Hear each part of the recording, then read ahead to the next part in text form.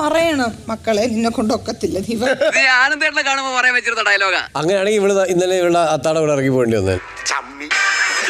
ഇതിനാണ് അവനവൻ പാരാന്ന് പറയുന്നത്. അവനാ തമാശ പറഞ്ഞപ്പോ പൊട്ടിച്ചിരിച്ചല്ലോ, എന്റെ തമാശക്ക് ചിരിക്കാൻ പറ്റത്തില്ലയോ?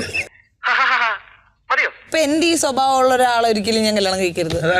തീർന്ന് പിന്നെ വേൾഡിൽ ഇതുപോലത്തെ ഒറ്റ പീസ് ഉള്ളൂ, ഇതുകൂടെ തീർന്നാ വംശനാശം. ഞാൻ വിചാരിച്ച അഭിഷേകണ്ണനെ കെട്ടാൻ എന്റെ ജീവിതം നായനാക്കിയത്. ഞാൻ വിചാരിച്ച അഭിഷേകണ്ണനെ കെട്ടാൻ. നിങ്ങൾ പെണ്ണുങ്ങൾക്ക് ഒരു ധാരണയുണ്ട്, നീയൊക്കെ വിചാരിച്ചാൽ ഏതാണിനെയും വളയ്ക്കാന്നും കറക്കിയെടുക്കാന്നൊക്കെ ഉണ്ടാവും. നിങ്ങളുടെ തൊലിവെളുപ്പും തുടിപ്പൊക്കെ കണ്ട് നിങ്ങളുടെ പിന്നാലെ വരാൻ ഒരുപാട് കോന്തന്മാരുണ്ടാവും. പക്ഷെ മിസ്റ്റർ കുരുവിളയെയും എസ് പി ഒന്നും അതിന് കിട്ടില്ല. എന്താണ് എനിക്ക് കുറവ്? കണ്ടപ്പോഴേ എനിക്ക് തോന്നിയതാ നിനക്കൊരു അടിയുടെ കുറവുണ്ടോ. എനിക്കെന്താ കൂടുതൽ അഹങ്കാരം ഇച്ചിരി കൂടുതലുണ്ട്. നിനക്ക് അഹങ്കാരം വളരെ കൂടുതലാണ്. അയ്യോ ഞാൻ ഒരു പാവല്ല. ഇത്രയും സൽഗുണ സമ്പന്നയെ സർവോപരി സൗന്ദര്യമുള്ള ആ ശ്രീത്വം വിളങ്ങുന്ന മുഖം, അഴിഞ്ഞു വീണ കേശഭാരം, വാക്കിലും നടപ്പിലും അനുഭവപ്പെടുന്ന ദൈവിക ഭാവം എന്നൊക്കെ പറയണെങ്കിലേ കണ്ണുപൊട്ടനായിരിക്കണം കാണുന്നവൻ. ഇത് വെള്ളരിക്കണ്ടത്തിലെ കണ്ണേറ് കോലം പോലെ.